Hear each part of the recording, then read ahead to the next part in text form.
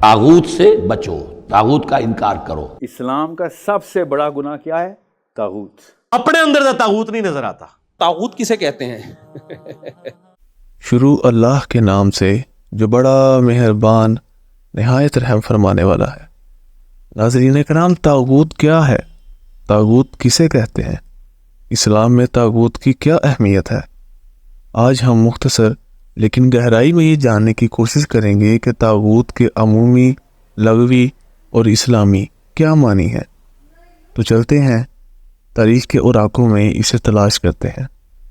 नाज़रीन कराम, दौरे हाल में अमूमी तौर पर मुसलमानों के अलावा हर दूसरा शख्स तागूत कहलाएगा, या वो अमले तागूत में मुब्तला है जो कि अल्लाह ताला के मुकाबले में किसी और हस्ती को पूजते हैं और अपना मालिक को पेशवा मानते हैं। तागूत लफ्ज़ तग़ा से निकला है जिसके मानी तुग़यानी के हैं, यानी हद से तजावुज़ करना। बिल्कुल इसी तरह लग़वी मानों में तागूत हर उस शख्स को कहा जाएगा जो अपनी जायज़ हद से तजावुज़ करे। इस्लाम में तागूत की क्या अहमियत और मतलब है, इसका अंदाज़ा कुरान पाक में मौजूद सूरह बकरा की आयत नंबर 256 से लगाया जा सकता है, जिसमें अल्लाह ताला इरशाद फरमाते हैं, दीन के बारे में कोई ज़बरदस्ती नहीं, हदायत दलालत से रोशन हो चुकी। इसलिए जो शख्स अल्लाह ताला के सिवा दूसरे माबूदों का इनकार करके अल्लाह ताला पर ईमान लाए, उसने मजबूत कड़े को थाम लिया जो कभी ना टूटेगा, और अल्लाह ताला सुनने वाला, जानने वाला है। इसके अलावा सूरह नहल की आयत नंबर 36 में अल्लाह ताला इरशाद फरमाते हैं कि हमने हर उम्मत में रसूल भेजा कि लोगों सिर्फ अल्लाह की इबादत करो और उसके सिवा तमाम माबूदों से बचो।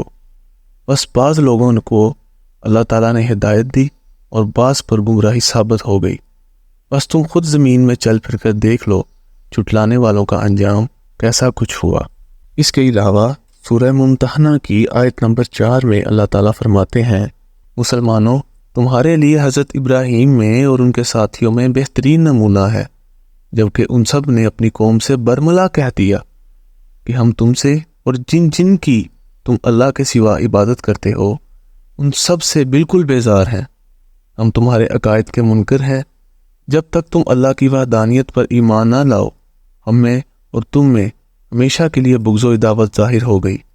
लेकिन इब्राहीम की इतनी बात तो अपने बाप से हुई थी कि मैं तुम्हारे लिए इस्तग़फ़ार करूँगा और तुम्हारे लिए मुझे अल्लाह के सामने किसी चीज़ का इख्तियार कुछ भी नहीं।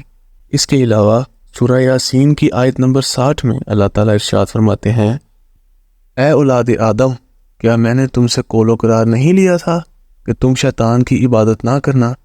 वो तो तुम्हारा खुला दुश्मन है।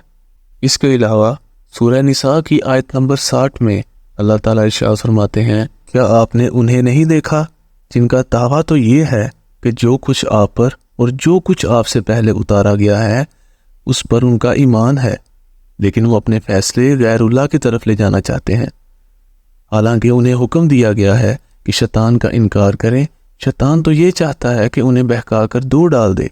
इसके अलावा सूरह इनाम की आयत नंबर 59 में अल्लाह ताला इरशाद फरमाते हैं, और अल्लाह ताला ही के पास है गैब की कुंजियाँ, उनको कोई नहीं जानता बचिस अल्लाह ताला के, और वो तमाम चीज़ों को जानता है जो कुछ खुशकी में है और जो कुछ दरियाओं में है, और कोई पत्ता नहीं गिरता मगर वो उसको भी जानता है, और कोई दाना ज़मीन के तारीक हिस्सों में नहीं पड़ता, और ना कोई तर और ना कोई खुश्क चीज़ गिरती है, मगर ये सब किताब मुबीन में है। नाज़रीन कराम, कुरान की इस्तिलाह में तागूत से मुराद वो बंदा है जो बंदगी की हद से तजावुज़ करके खुद आकाई खुदाबंदी का दम भरे और खुदा के बंदों से अपनी बंदगी कराए। खुदा के मुकाबले में एक बंदे की सरकशी के 3 मरतबे हैं। पहला मरतबा ये है कि बंदा असूलन उसकी फरमाबरदारी ही को हक माने मगर अमलन उसके अहकाम की खिलाफ वर्जी करे, इसका नाम फिस्क है। दूसरा मरतबा ये है कि वो इसकी फरमाबरदारी से असूलन मुनहरिफ होकर या तो खुद मुख्तार बन जाए या उसके सिवा किसी और की बंदगी करने लगे, ये कुफ्र है। तीसरा मरतबा ये है कि वो मालिक से बागी होकर उसके मुल्क और उसकी रैयत में खुद अपना हुक्म चलाने लगे। इस आखिरी मरतबे पर जो बंदा पहुंच जाए इसका नाम तागूत है। اور کوئی شخص صحیح معنوں میں اللہ کا مومن نہیں ہو سکتا جب تک کہ وہ اس طاغوت کا منکر نہ ہو۔ ہماری یہ دعا ہے کہ اللہ تعالیٰ پوری امت مسلمہ کو حق پر چلنے اور طاغوت کا انکار کرنے کی توفیق عطا فرمائے، آمین۔ درب صحيح إلى الله